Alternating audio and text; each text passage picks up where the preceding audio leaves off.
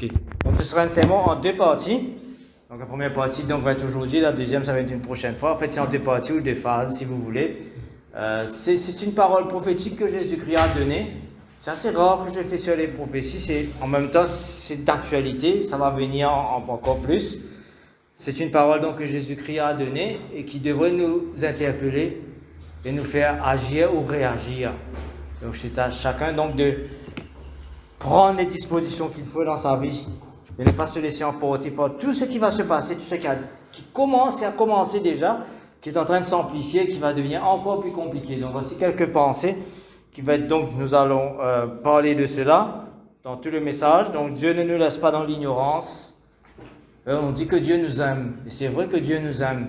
Il a prouvé dans la personne de Jésus-Christ. Donc, c'est la seule acte d'amour, au fait, qu'il a fait pour tous les hommes.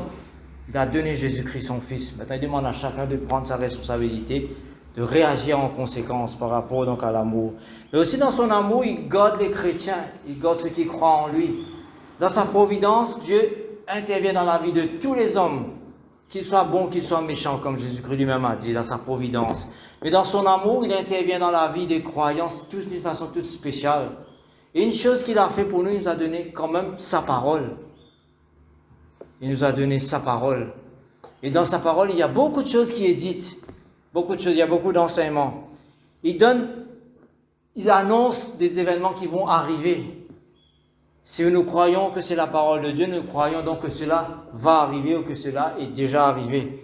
Donc Jésus-Christ donc a enseigné à ses disciples certaines choses qui vont se passer dans les temps de la fin. Il a révélé cela à ses disciples.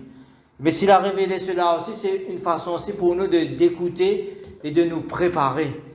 Ce n'est pas, on a annoncé une prophétie et puis bon, arrive ce qui arrive. Pas du tout. C'est pour que les croyants donc se préparent, afin que nous ne soyons pas surpris. Je vais vous rappeler ce que le manager m'a dit la première fois quand on est venu le voir après le confinement. Les chrétiens sont surpris. Il ne faut pas que les chrétiens soient surpris. Il faut que nous soyons préparés, écouter ce que Dieu a à nous dire et nous préparer. Il ne faut pas que nous soyons découragés, parce que la situation va être encore plus compliquée, encore beaucoup plus compliquée ce qui se passe en ce moment. Et il ne faut pas nous laisser donc emporter par ce qui va se passer. Et cela, malheureusement, c'est la prophétie de Jésus-Christ. Comme nous allons donc voir dans ce message, au temps de la fin, Jésus-Christ annonce l'iniquité sera accrue. Et vous connaissez la suite, qu'est-ce qu'il a dit? Qu'est-ce que Jésus-Christ a dit? Qui c'est qui connaît la suite? L'amour d'un plus grand nombre se refroidira. L'amour du plus grand nombre se refroidira. À cause de l'iniquité sera accrue. C'est une prophétie dramatique. Mais nous ne sommes pas obligés de tomber dans cela. Dans la première partie, nous allons nous concentrer aujourd'hui sur l'iniquité sera accrue. Et puis nous allons voir dans la prochaine partie, qu'est-ce qu'on doit faire pour que nous ne tombons pas dans l'amour du plus grand nombre se refroidira. Jésus-Christ dit l'amour du plus grand nombre. Contrairement à ce que beaucoup de prédicateurs annoncent aujourd'hui pour un grand réveil, le christianisme pour faire de grandes choses, pas du tout. C'est le contraire qui va se passer. Ça va aller se décliner. Et c'est ce qu'on voit d'ailleurs actuellement. J'ai mis dans la version donc parole vivante, Matthieu 24, le verset 12. Comme les gens vivront de plus en plus sans foi ni loi, et que le mal fera des progrès constants, et c'est ce que nous voyons, c'est ce qui s'est passé depuis que Jésus-Christ a dit cela, jusqu'à aujourd'hui, ça va s'empirer, l'amour du plus grand nombre se refroidira. L'amour du plus grand nombre. Donc, ce n'est pas parce que cette prophétie est donnée que nous sommes obligés de tomber dedans. C'est pour nous avertir, au contraire, pour nous aider à faire face, que nous ne tombons pas donc dans cette partie, le plus grand nombre, où notre amour va se refroidir. Et l'amour, c'est le même mot ici encore que l'amour traditionnel, agapé. C'est assez extraordinaire, le mot agapé. Souvent, nous disons que l'agapé, c'est l'amour de Dieu. Pas nécessairement l'agapé, c'est un amour sacrificiel. Mais il y a l'agapé de Dieu. La Bible nous parle aussi de l'agapé des hommes. Il parle de l'agapé de l'argent. Il parle de l'agapé du monde. Ça dépend où nous voulons mettre cet agapé-là. C'est ça qui est important. Donc, quel amour qui va se refroidir? Comment est-ce que nous pouvons ne pas tomber dans ce piège? Ce sera pour la deuxième partie. Donc l'iniquité, c'est quoi? Je crois qu'il y a un verset dans 1 Jean, je crois, qui dit le péché, c'est l'iniquité. Donc l'iniquité, c'est un mépris. C'est un mépris des lois. un mépris, une violation des lois, l'iniquité. Ou une marche sans frein, nous pas pis frein, nous laisse-nous l'auto aller, bah, accident, vous nous faites ça qui nous envie. C'est ce qui se passe un peu en ce moment. De plus en plus, les gens font ce qu'ils veulent. De plus en plus. L'iniquité, bien sûr, certaines vont traduire ça par le péché. Mais l'iniquité, littéralement, c'est une marche sans frein. Les gens font ce qu'ils veulent. Et comment donc l'iniquité va se répandre? Comment cela va s'accroître? De deux façons. De deux façons. Il y aura d'abord une désobéissance, une violation flagrante, volontaire, voulue, personnelle. C'est-à-dire les gens même vivent dans l'iniquité, dans le mal. Et c'est là que les chrétiens doivent faire très attention. Volontairement, ils choisissent de faire ce qu'ils veulent. Ils choisissent de ne pas obéir. Ils ont un mépris pour les lois. C'est individuel. Et s'il y a la deuxième façon, c'est malheureusement par ceux qui sont en charge dans ce monde, ceux qui gouvernent ce monde. Ils mettent des lois, des règlements dans leur constitution qui s'éloignent de plus en plus des lois de bon sens, des lois naturelles, des lois que Dieu lui-même a données. Ils s'éloignent carrément pour donc faire des lois qui sont contraires à ce que Dieu enseigne. Et ils disent voilà ce qui est bon pour nous. Contrairement total. Voilà, j'ai mis ça là. Donc, des lois iniques qui sont dans les constitutions, qui rentrent dans la constitution, qui contredisent ouvertement et qui défient naturellement, donc des lois naturelles et des lois divines, bien sûr. Il y a une redéfinition du bien et du mal.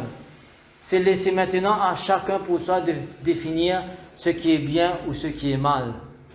C'est comme ça maintenant. C'est comme ça. Quand vous allez voir des psychologues ou des psychiatres, je ne sais pas ce qu'Émilie va enseigner, parce que j'ai bien fait un métier de psychologue. Je ne sais pas trop ce qu'elle va enseigner. Mais le psychologue vous dit, ok, mais c'est pas grave si tu vis dans ce mal-là. Écoute, si tu te sens bien dans ta peau, mais continue. C'est comme ça qu'il raisonne. C'est comme ça. L'idée, c'est de se sentir bien dans sa peau. L'idée. Donc, nos gouvernants, nos docteurs, nos enseignants, ceux qui écrivent des livres, ceux qui écrivent des manuels scolaires, pareil. Il y a des choses qui sont contraires à ce que Dieu enseigne, à ce que Dieu nous dit qui est la vérité. Donc l'iniquité est en train de s'accroître donc de cette façon-là. Il y a une façon individuelle, mais il y a une façon aussi législative, c'est-à-dire ceux qui nous gouvernent. Donc ils sont en train d'introduire des lois. Dans le monde entier, c'est comme cela, dans le monde entier. Où c'est interdit, par exemple, de prier. Dans certains pays, c'était interdit de prier. C'était comme au temps de Daniel.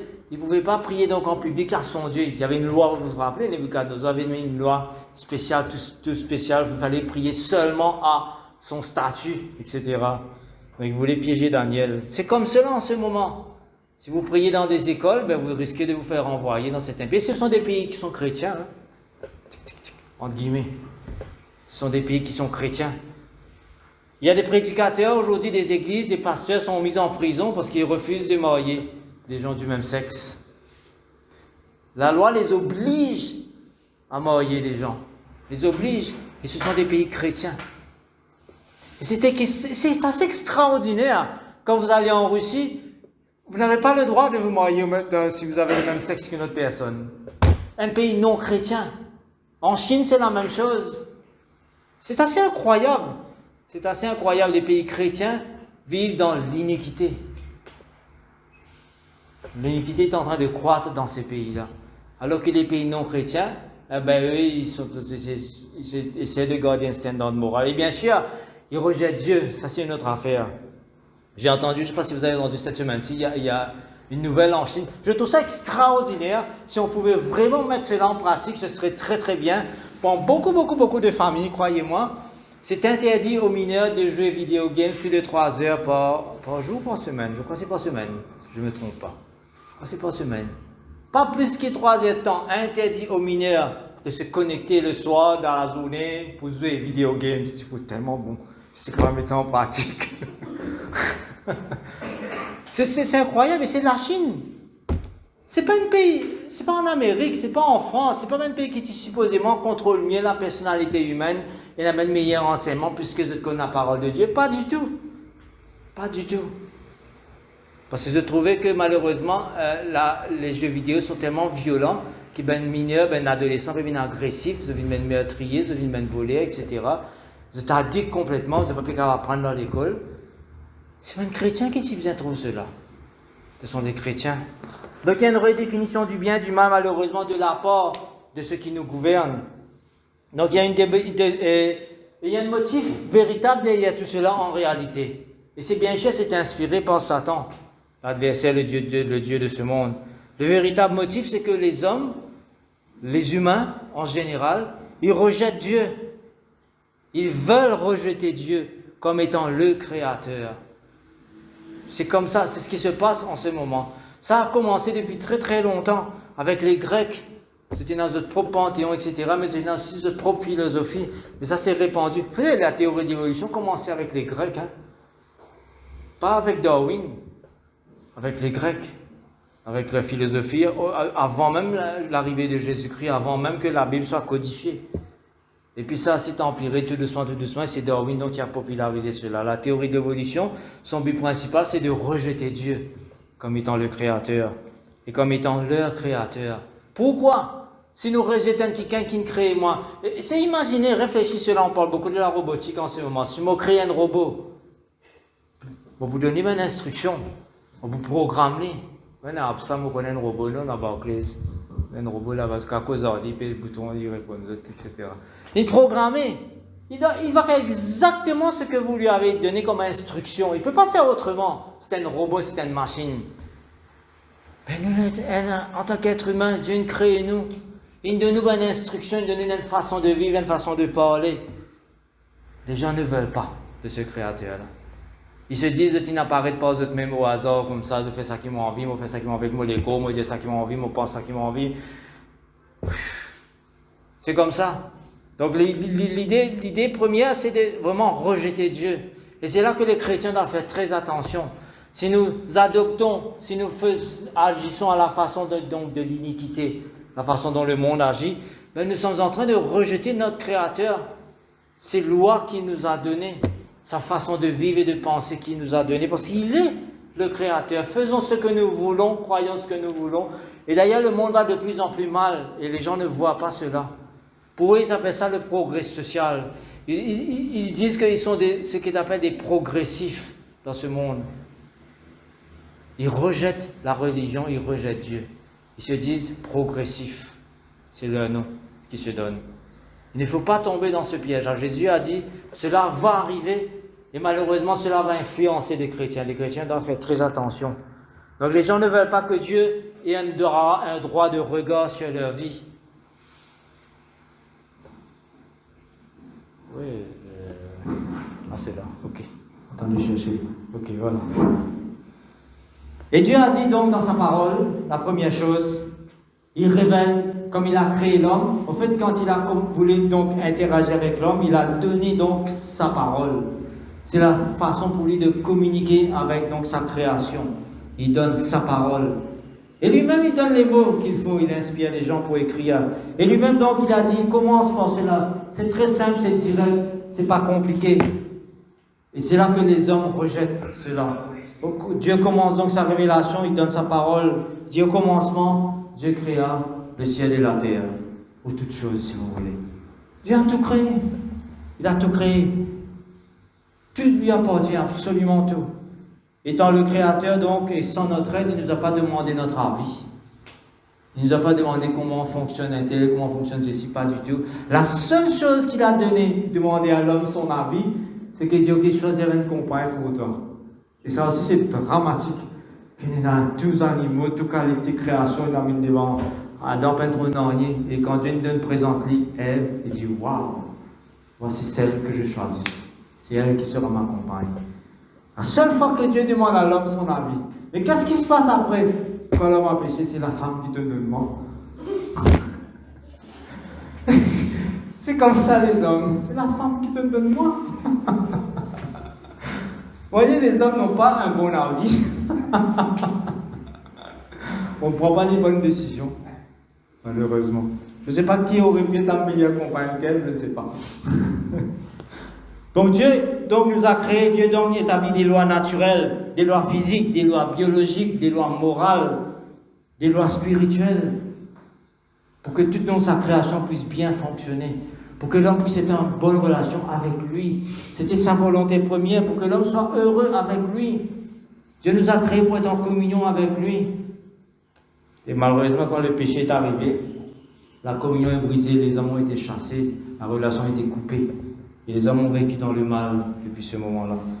Donc Dieu, c'est lui le législateur, c'est lui l'initiateur, c'est lui le juge, c'est lui qui doit dire qui est bien, qui n'est pas bien. Parce que tout lui appartient, tout est à lui. Ésaïe dit cela. C'est une vérité qu'ils vont dire plus tard. Et Ésaïe donc fait cette prophétie. Il dit quand l'Éternel est notre juge, l'Éternel est notre législateur, l'Éternel est notre roi. C'est lui qui nous sauve. Vous savez, Dieu désire que tous les êtres humains qu'il a créés puissent arriver à cette conclusion, de tout leur cœur, en croyant du plus profond d'eux-mêmes, que Dieu est notre juge, que Dieu est notre législateur, c'est lui qui donne les lois, que Dieu est notre roi, c'est lui qui gouverne sur nous, c'est lui qui a un droit sur nous, et c'est lui qui sauve, parce que l'homme ne peut pas s'en sortir malheureusement dans la situation qu'il est en ce moment. C'est Dieu qui sauve. C'est très, très important ce concept, parce que quand un autre sauveur va venir, et c'est là qu'il ne faut pas tomber. Pourquoi je donne ce message aujourd'hui? Parce qu'il y a quelque chose de dramatique qui va arriver dans ce monde. On ne sait pas quand, mais dans pas longtemps probablement. Avec tout ce qui se passe, les choses sont en train de se mettre en place. Donc Dieu veut que les hommes puissent affirmer cela, que Dieu est le sauveur, pas un Lot. Pour un Lot pour venir. Donc Dieu veut que nous croyions dans cette vérité, et cette vérité aujourd'hui n'est pas enseignée.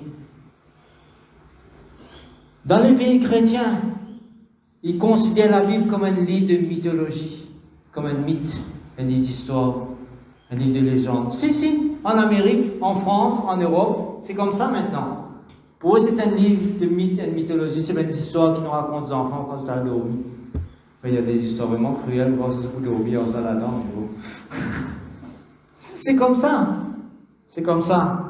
Alors que la vérité de Dieu doit être enseignée. Il faut croire que c'est Dieu qui a parlé dans sa parole. Et ce qui est extraordinaire avec ce verset-là, Ésaïe 33, verset 22, c'est que Jacques reprend ce verset-là dans le Nouveau Testament, Jacques chapitre 4, le verset 12. Et là, il va ajouter quelque chose, Jacques va ajouter quelque chose d'autre. Il va dire donc chacun ne doit pas juger les uns et les autres, parce que Dieu est le seul juge. Donc un seul est législateur et juge. C'est la même chose que Ésaïe a dit. Jacques reprend cela. Un seul est législateur et juge. C'est celui qui peut sauver et perdre. Parce qu'il a donné sa parole. Et si nous croyons en sa parole, si nous croyons dans ce qu'il dit, nous allons être sauvés, délivrés de tout ce qui va se passer dans pas longtemps. Mais toi, qui es-tu qui juge le prochain? Ce n'est pas nous qui faisons les lois. Ce n'est pas nous. Et les hommes font des lois qui sont iniques et ils passent le temps donc à juger ceux qui obéissent à Dieu. Ils jugent et condamnent ceux qui obéissent à Dieu. Cela va devenir de plus en plus fréquent malheureusement. Donc Dieu a un droit absolu sur toute sa création. C'est lui le législateur, c'est lui le juge, le seul juge. Dans le psaume 24, le verset 1er, il nous dit à l'Éternel la terre et ce qu'elle renferme. C'est à lui. Le monde et ceux qui l'habitent. Et j'ai souvent dit cela, que nous croyons ou pas, ça n'a aucune importance, la vérité reste la vérité. Si vous ne croyez pas que Dieu vous a créé, ce sera pour votre propre malheur et votre propre perte. Autant croire. Autant croire. Tout ce qui habite dans toute la création appartient à Dieu. Il a le pouvoir, comme Jésus-Christ a dit, il a le pouvoir donc de jeter dans la géhenne et l'âme et le corps de détruire. Il a ce pouvoir-là. Dieu a cette autorité-là. C'est lui qui peut sauver et perdre comme Jacques dit. Il a cette autorité-là, que nous le croyons ou pas. C'est ça qui est dramatique pour ceux qui ne croient pas. Ils croient qu'ils sont libres, ils croient qu'ils sont des progressifs, ils croient qu'ils sont des gens libres. Mais Jésus dit, vous êtes esclaves si vous commettez l'iniquité. Jean chapitre 8. Vous êtes esclaves. Les Juifs ont bataillé avec Jésus-Christ dans sa fameux discours dans Jean chapitre 8. Lutter contre Jésus-Christ. Jésus-Christ a dit, non, vous êtes esclaves parce que vous êtes dans l'iniquité, dans le péché. Vous êtes esclaves et vous avez pour père le diable en plus. Parce que c'est lui l'auteur du péché, du mal. Donc c'est Dieu qui dicte ses lois, c'est Dieu donc qui donne ses commandements, c'est Dieu qui donne donc sa législation et qui permet aux hommes de vivre sur sa terre. Nous ne sommes pas propriétaires de la terre, mes frères. Dieu nous permet d'acquérir. Le droit à la propriété est un droit que Dieu donne, que Dieu a donné à Israël et que Dieu donne aux hommes.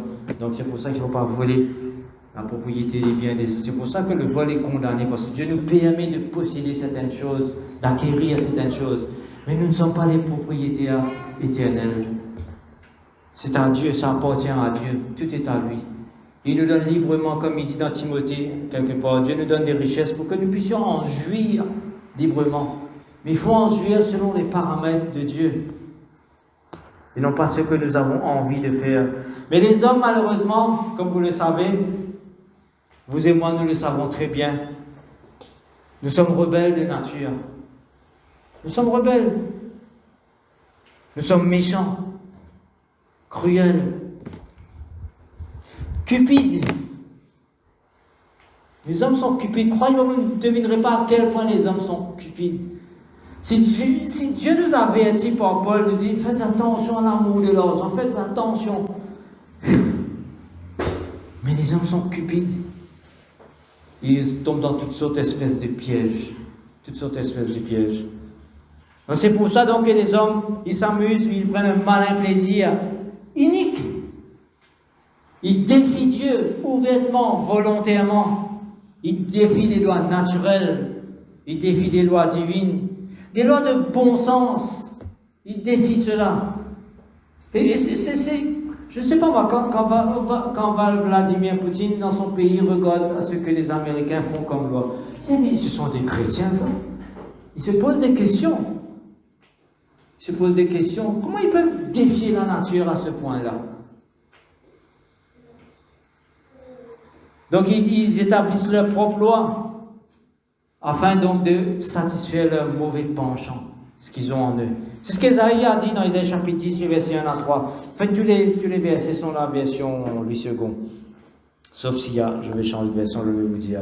Malheur à ceux qui prononcent des ordonnances iniques et à ceux qui transcrivent, promulguent, c'est moi qui ai mis ça parce qu'on peut dire promulguer aussi, des arrêts injustes pour refuser justice aux pauvres et ravir le droit aux malheureux de mon peuple, pour faire des veuves leur proie et des orphelins leur butin. Il y a toutes sortes de lois aujourd'hui, toutes sortes de contours dans la loi qui permettent aux riches de devenir plus riches aux dépens des autres. Il y a, malheureusement, dans beaucoup de pays. Il y a beaucoup de lois qui favorisent la corruption, comme on nous dit ici, pour favoriser notre petit copain. Les règlements. Au détriment de ceux qui méritent vraiment. Il y en a. Donc les gens, ils font ce qu'ils veulent. Ils utilisent la loi à leurs propres avantages. Ils profitent. Et bien sûr, Ésaïe donnait ce commandement à Israël, qui vivait dans le mal. Ils ont rejeté leur Dieu, ils ont rejeté les lois de Dieu. Ils ont profité pour s'enrichir. Une des raisons donc pourquoi c'est Sédécias, donc le dernier roi d'Israël, le dernier roi de la Judée, qui aurait dû donc finir bien sa vie. Il a été enchaîné, emmené à Babylone. Ses yeux ont été crevés. Il a été emmené comme n'importe, enchaîné comme un trophée. Au dernier moment, il était tombé d'accord avec Jérémie pour libérer les esclaves, comme Dieu lui avait dit de faire, parce que c'était le jubilé, il fallait le faire. Il dit oui, moi pour faire. Et Dieu s'est repenti. Il dit Babylone s'est éloigné à cause de cela. Il a dit oui, je vais obéir.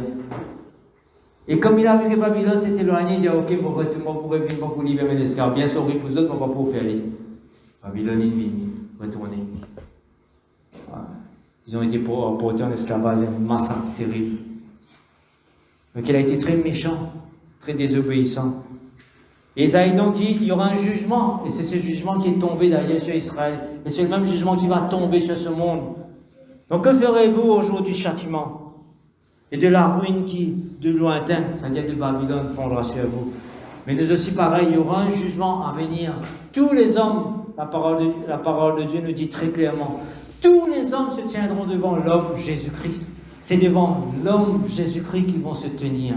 Ils vont devoir rendre compte. Je dis l'homme Jésus-Christ parce que c'est un homme comme vous et moi. Je dis ok, moi aussi, moi j'ai soif. Moi aussi, je ne pas dans la case. Moi aussi, je tiens non. Tu veux bien obéir. Pourquoi? Tous les hommes se tiendront devant Jésus-Christ. Ils devront rendre compte. Vers qui fuirez-vous pour avoir du secours? Et où laisserez-vous votre gloire? Où laisserez-vous votre gloire? Ben trophée, ben vol qui nous fait. L'orgueil qui m'a dit mon énorme. Je te prie. J'ai mis Philippiens chapitre 3, le verset 19. Paul dit, ils ont pour Dieu leur ventre. Ils mettent leur gloire dans ce qui fait leur honte. Les hommes se glorifient aujourd'hui de leur état de vivre, de leur vie dans l'iniquité, dans la désobéissance morale et totale. Ils prennent plaisir là-dedans. Ils mettent leur gloire dedans. Et Romains chapitre 1, le verset 28 à 32 que nous allons lire dans un moment, qui est une description dramatique de ce qui va se passer, ce qui se passe déjà, qui va s'amplifier dans ce monde, malheureusement. Maintenant, si c'est écrit cela, encore une fois, c'est écrit aux croyants. Dieu par amour nous donne sa parole. C'est pour que nous prenions garde, il faut que nous fassions attention. Romains chapitre 1, les versets 28 à 32. Comme ils ne se sont pas souciés de connaître Dieu, ils ont rejeté la connaissance de Dieu. Les hommes rejettent Dieu. Les hommes rejettent Dieu en tant que créateur, en tant que législateur. Dieu les a livrés à leur sens réprouvé. Montrez-eux, voilà comment vous étiez, comment vous pouvez venir. Vous rejette-moi, voilà ce qu'ils vous pouvez être. Pour commettre des choses indignes, étant remplis de toute espèce d'injustice. Il y a beaucoup d'injustice aujourd'hui. Que ce soit dans la cour de justice aussi. Beaucoup d'injustice. C'est une des choses qui tombe sur ce monde parce que, comme l'Ecclésiaste dit, quand la justice n'est pas faite, attends, le méchant prospère. Et c'est ce qui se passe. C'est ce qui se passe. Toute espèce d'injustice, de méchanceté, de cupidité, de malice, plein d'envie, de meurtre, de querelle, de ruse, de malignité. Malignité, de méchanceté. C'est comme si nous payons un journal quand nous ouvrons Facebook en matin. C'est pas ça qui nous trouvait à Stien. C'est exactement ça. C'est exactement ça. Rapporteur, médisant, impie, arrogant, hautain, fanfaron, ingénieux au mal, rebelles à leurs parents. Nous pourrons le cela un peu la semaine prochaine. C'est une caractéristique qui peut arriver dans ce monde. C'est une des choses que Jésus-Christ a dit, ça va arriver. Et ça va s'amplifier un peu plus. Dépourvu d'intelligence, il n'y a qu'à voir les réactions des gens sur Facebook ou autre. Un commentaire qui banal mettez quand vous trouvez un petit zone là. Et on va quand même il y a le petit bananier, je dis qu'il tape, mais qu'il écrit n'importe quoi. N'importe quoi. Dépourvu d'intelligence, de loyauté. Nous avons un proverbe, non? Comment dire ça, les chiens de carapace et sans les chiens. C'est exactement ça. D'affection naturelle, de miséricorde. Les gens, il n'y a pas de miséricorde maintenant. C'est du chacun pour soi, mon morceau de la tête, tout mon crasse-toi. Il n'y a pas de ce comment dire là, de ce bénéfice du doute qu'on doit donner des fois dans certaines situations. Comprend la situation du monde. Il y en a de moins en moins.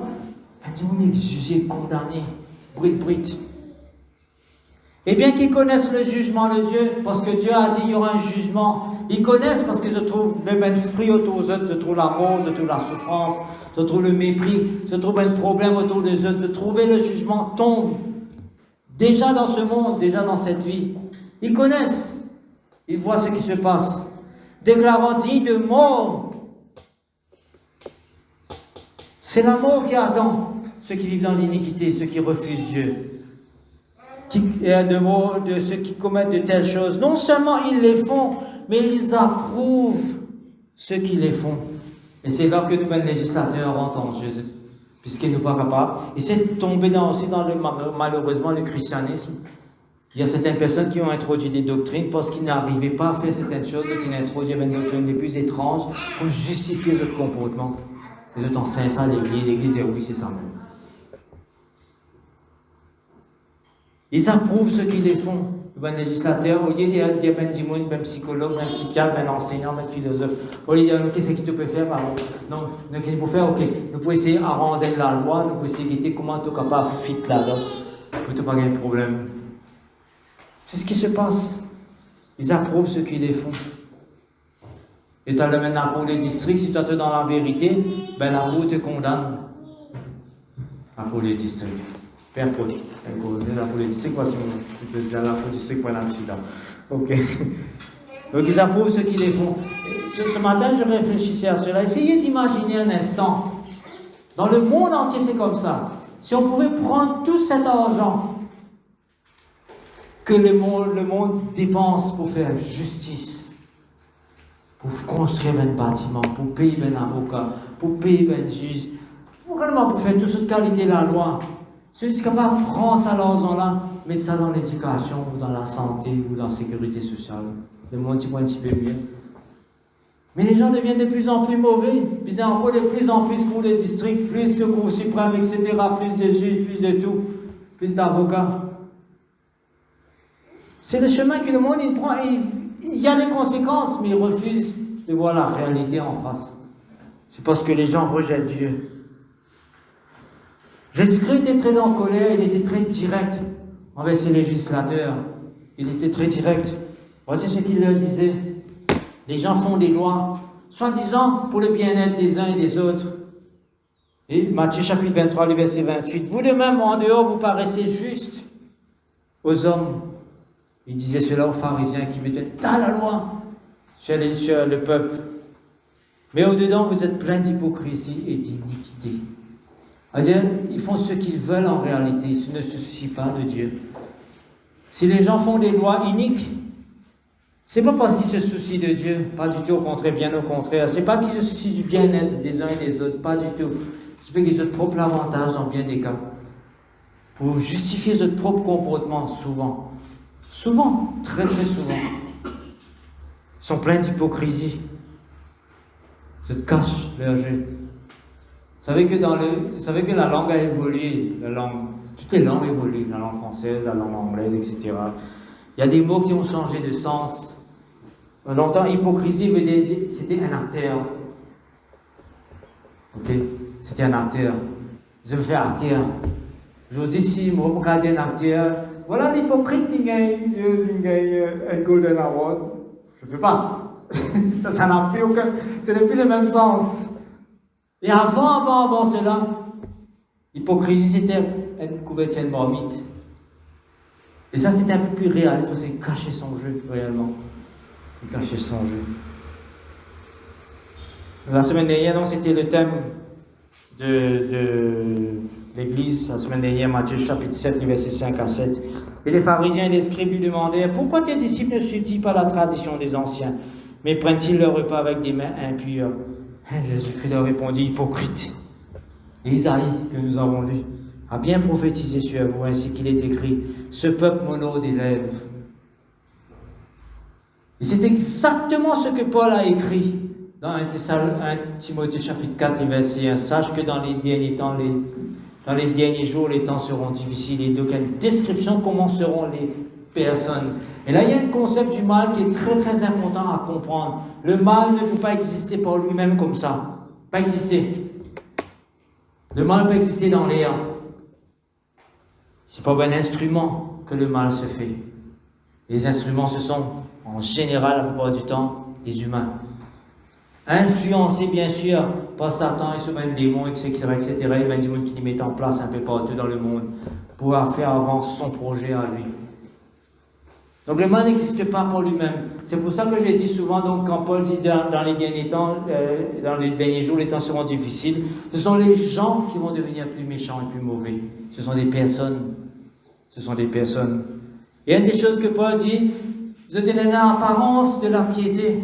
C'est exactement ce que Jésus-Christ dit ici. Ce peuple m'honore des lèvres. Il y a une apparence trompée à l'extérieur, c'est bien le saint qui marche sur le chemin. C'est bien le monde qui marche avec la Bible, on va les bras. Si vous avez bien fait, ça continue, il n'y a pas de problème, en condition qu'ils soient justes. Il y a une apparence de la piété, mais il renie ce qui fait la force. Il renie Dieu qui donne des lois, qui donne des commandements. Et c'est exactement ce que Jésus-Christ dit ici. Et c'est ce qui va se passer de plus en plus, c'est ce qui se passe d'ailleurs. Ce peuple m'honore des lèvres, mais son cœur est éloigné de moi. Et comment est-ce que son cœur est éloigné de moi? C'est en vain qu'il m'honore. C'est adressé à Israël, cela. Isaïe avait dit cela. Ils avaient leur commandement, ils avaient leur sacrifice, ils avaient leur jour, ils avaient leur temple, ils avaient tous leurs rituels. Et Dieu dit, c'est en vain que je peux faire cela. C'est en vain. Voyez, ce n'est pas l'apparence qui est la plus importante, c'est le cœur. C'est votre cœur. Qu'est-ce qu'il y a dans votre cœur? Son cœur est éloigné. Ce peuple m'honore des lèvres, mais son cœur est éloigné de moi. C'est en vain qu'il m'honore en donnant des préceptes qui sont des commandements d'hommes. Ils sont complètement vieux en bas là-haut, ce que Dieu a commandé. Et Paul nous dit de faire très attention aujourd'hui parce que la lettre tue. Par concapilo la lettre, l'Esprit qui donne la vie. Il faut connaître et comprendre ce que l'Esprit Saint dit dans sa parole. Comment Dieu interprète les lois par le Saint-Esprit. Et nous vivons par cela à ce moment-là. Si nous contentons des lettres, la lettre tue. La lettre ne donne pas la vie. La lettre ne donne pas la vie. Et c'est la tendance malheureusement des hommes. Depuis donc la création, ça s'amplifie tout doucement, tout doucement, tout doucement. À tel point qu'il y a un moment donné, il y a la déclaration la plus troublante, si vous voulez, la déclaration la plus triste qu'on peut trouver dans la Bible, c'est que la Bible dit que Dieu s'est repenti d'avoir créé les hommes. Dieu s'est repenti d'homme. Je ne sais pas si vous avez déjà pensé à cela. Qu'est-ce que cela implique en tant que parent? Des fois, vous savez sa petite ennemie au monde. Un parent comme ça. C'est triste. C'est dramatique. C'est exactement ce que Dieu a ressenti. Les hommes vivent comment ce temps vit. Violence, meurtre, corruption, partout rempli dans la terre. Dieu s'est repenti d'avoir créé les hommes. Il a recommencé par une famille. Et comme ils avaient la nature humaine en eux, malheureusement, ça a recommencé ça aussi. Jusqu'à nos jours. Donc cela va s'empirer jusqu'à ce qu'on va donc arriver dans cette situation. Et c'est là que ça va devenir très très dangereux. C'est pour cela que je vous donne ce message aujourd'hui. Faites très très attention à ce qui va se passer. Un autre sauveur va venir. Rappelez-vous, c'est Dieu qui sauve. Et ce que Dieu dit doit être donc en corrélation avec sa parole. C'est pour ça qu'il faut comprendre et connaître ce que Dieu a dit.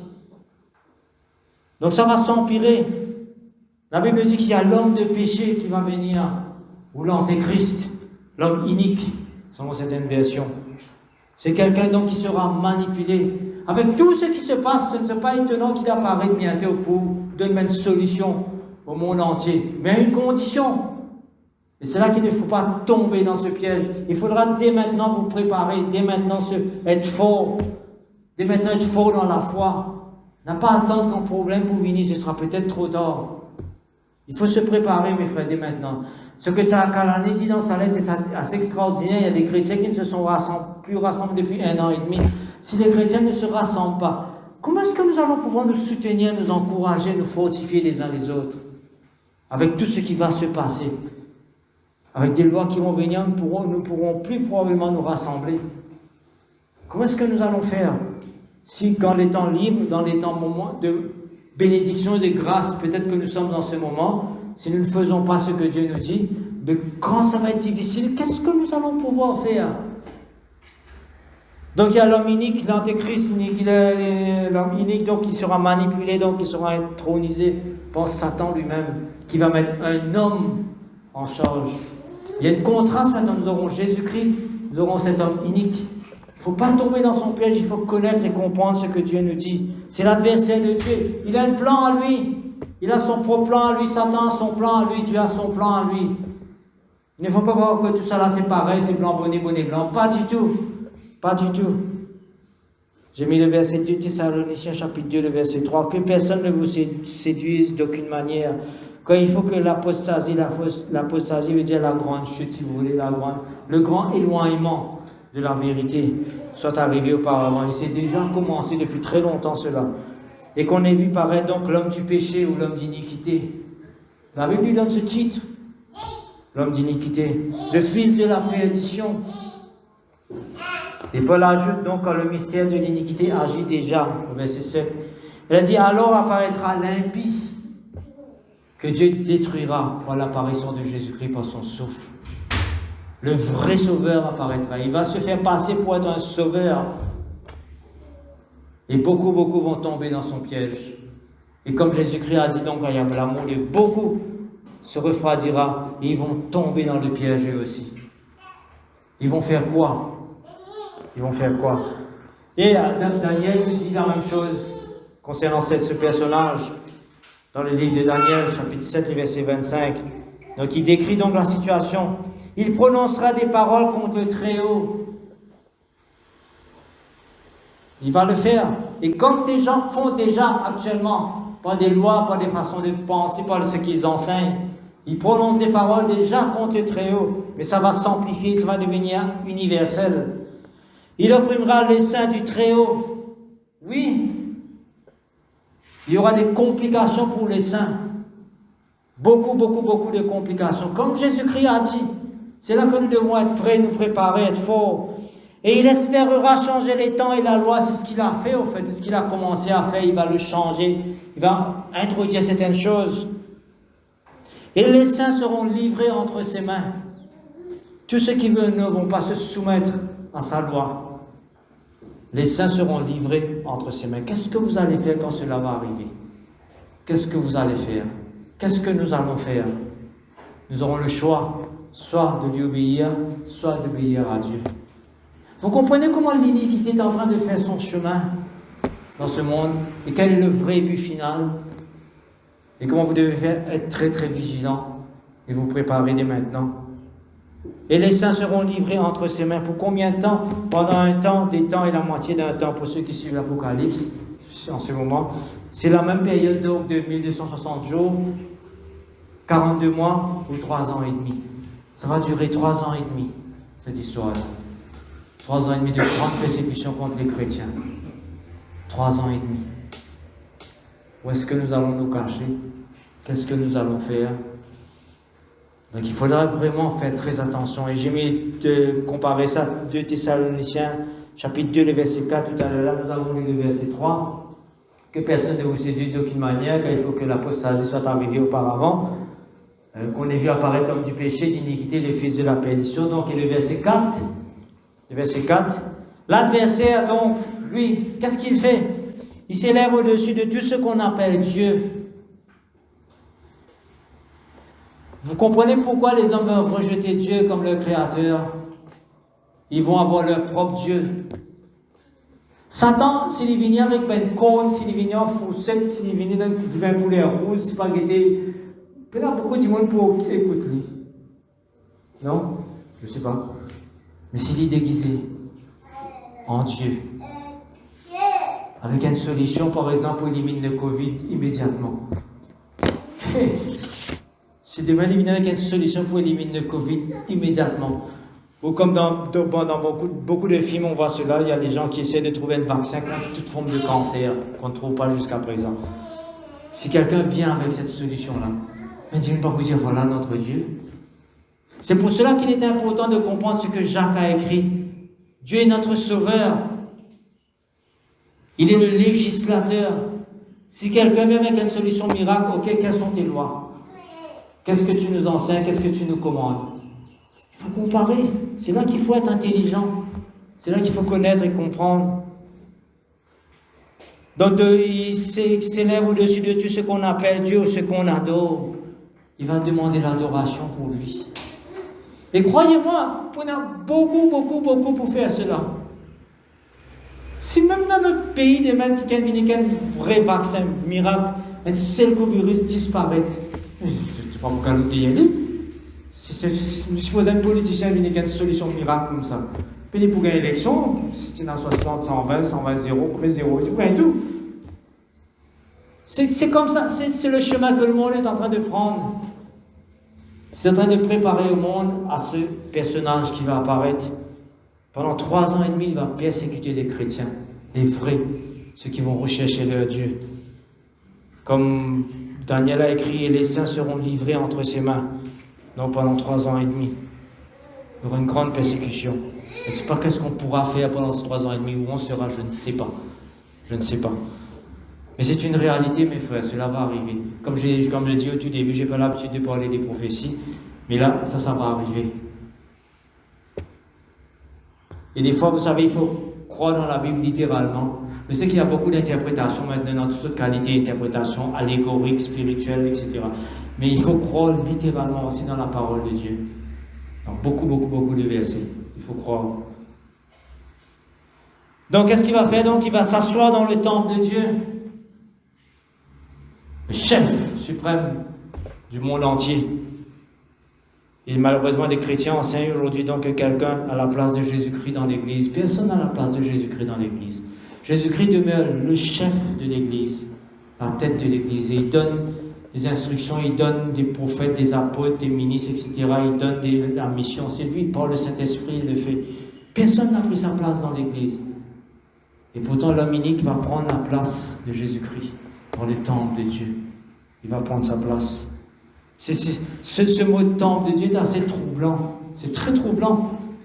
Est-ce que cela veut dire l'Église? Ou est-ce que cela veut dire un temple littéral? C'est assez troublant, ce mot. Je ne sais pas. Se proclamant lui-même Dieu. Je ne sais pas si vous réfléchissez à ce que Paul a écrit et ce que Daniel a écrit. Daniel, donc, quand il a écrit cela, il était troublé. Et probablement quand les premiers chrétiens, donc, qui ont reçu cette lettre de Paul, ils étaient probablement troublés eux aussi. Et Jean était troublé quand il a fini avec la vision. Il dit, quand il a vu toutes ces choses, il était troublé. Il était troublé. Mais ce qu'il a vu, ce qui va arriver. Donc il y a des temps difficiles et terribles qui vont arriver sur le monde chrétien. Je dis bien sur le monde chrétien. Parce que le monde non chrétien, ils vont suivre le grand sauveur qui va arriver pour pratiquer l'iniquité. C'est-à-dire pour aller contre ce que Dieu a enseigné, pour adorer un homme au lieu d'adorer Dieu. Jean voulait faire cela pour un ange. L'ange dit non, ne fais pas cela. Je suis ton compagnon. Adore Dieu. L'autre lui va dire adore-moi. C'est ce qu'il va dire. Donc Jésus-Christ nous avertit, les prophètes nous avertissent, dans l'Ancien, dans le Nouveau Testament, les apôtres nous avertissent. Donc ce qui va se passer, il ne faut pas être découragé, il ne faut pas être surpris non plus.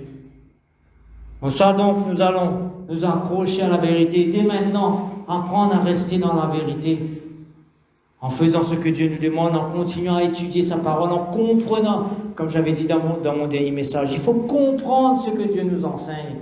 C'est très important de comprendre. Ou bien nous pouvons nous laisser aller à l'iniquité, nous aussi. Nous suivons, comme nous dit Dieu sur le canal, nous rentrons dans la rivière, laisse-nous emporter. Ce sera donc le sujet de la deuxième partie. Qu'est-ce que nous allons faire? Qu'est-ce que nous pouvons faire? Qu'est-ce que Dieu attend de nous? Pour terminer, nous allons lire la suite donc de Daniel, comme nous avons lu le verset 25 tout à l'heure là. C'est une parole d'encouragement. Il y aura des temps très difficiles qui vont arriver pour les croyants, mais aussi il y a une parole d'encouragement que l'ange donc a donnée à Daniel. Il dit voilà donc ce qui va se passer. Puis viendra le jugement, verset 26. On lui ôtera sa domination. L'homme inique, l'homme de péché, l'antéchrist si vous voulez, qui sera détruit et anéanti pour jamais. Le règne, la domination, la grandeur de tous les royaumes qui sont sous les cieux, parce que tout appartient à Dieu, tout est pour lui, seront donnés au peuple des saints du Très-Haut. Restez, mes frères, restez le peuple du Saint du Très-Haut, des saints du Très-Haut. Restez. Son règne est un règne éternel, et tous les dominateurs le serviront et lui obéiront. Tous les législateurs, en réalité, ou tous les seigneurs, tous ceux qui se disent en autorité, y compris les anges, lui serviront et lui obéiront. C'est un grand encouragement donc que Daniel nous donne. Ici finir les paroles, c'était la première prophétie donc que l'ange Gabriel avait donnée à Daniel. Moi, Daniel, je fus extrêmement troublé par mes pensées. Je changeais de couleur. Il a vu ce qui allait se passer. Paul a vu, Jean a vu, Jésus-Christ a vu. Et il nous dit ce qui va se passer. Ils étaient troublés. Je changeais de couleur et je conservais ces paroles dans mon cœur. Et c'est ce que je vais terminer par ceci, mes frères. Conservez ces paroles dans vos cœurs. Écoutez ce que Dieu a à nous dire. Nous allons prier pour terminer. Notre grand Dieu, nous sommes devant toi, toi, notre Créateur. Toi, celui qui nous donne la vie. Toi, celui qui nous a mis dans ce monde. Toi, celui à qui tu nous as révélé ta parole, Seigneur. Nous te bénissons, nous te rendons gloire pour cette grâce. Nous prions, Père, que ce matin, nous puissions vraiment aimer ta parole et croire que c'est vraiment ta parole. Et vivre parce que tu nous enseignes dans cette parole. Afin, Père, que nous soyons toujours reconnaissants vers toi, que nous puissions toujours t'adorer, toi, te servir, parce que c'est toi notre Dieu. C'est toi qui nous aimes. C'est toi qui nous l'as prouvé par Jésus-Christ, ton Fils. Père, nous avons besoin de toi dans ce monde dans lequel nous sommes, un monde troublé en ce moment, un monde qui va à la dérive. Nous avons besoin de ta grâce, nous avons besoin de ta paix. Comme Jésus-Christ lui-même a dit, il va nous donner la paix dans ce monde troublé. Père, nous avons besoin de cette paix comme nous avons chanté tout à l'heure. Père, donne-nous donc cette paix. Donne-nous aussi la joie de te suivre, Seigneur, de te suivre dans ta parole, de t'obéir, même si elle est compliquée, même si c'est difficile, même si nous aurons un prix à payer, mais donne-nous la joie, Père, de te suivre, de te servir. Personnellement, dans nos familles, là où tu nous as placés, dans notre voisinage, dans nos foyers, dans notre école, dans l'église.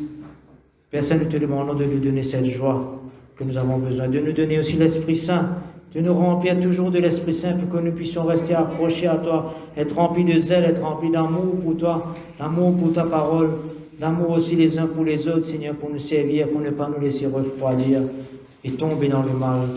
Donc, Seigneur, nous te demandons ces grâces ce matin, comme nous sommes tous devant toi, comme nous avons écouté ces paroles et ceux qui l'écouteront par la suite. Que tu nous accompagnes, Seigneur, que tu nous bénisses, que tu nous inspires, que tu nous gardes, que tu nous préserves du mal. Et comme nous allons quitter ce lieu, accorde-nous aussi ta protection.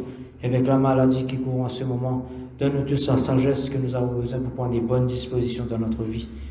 Donc, Père, que ton amour, ta paix et ta joie nous accompagnent par le Saint-Esprit. Et c'est dans le nom de Jésus-Christ que nous te prions, nous te demandons cela. Amen.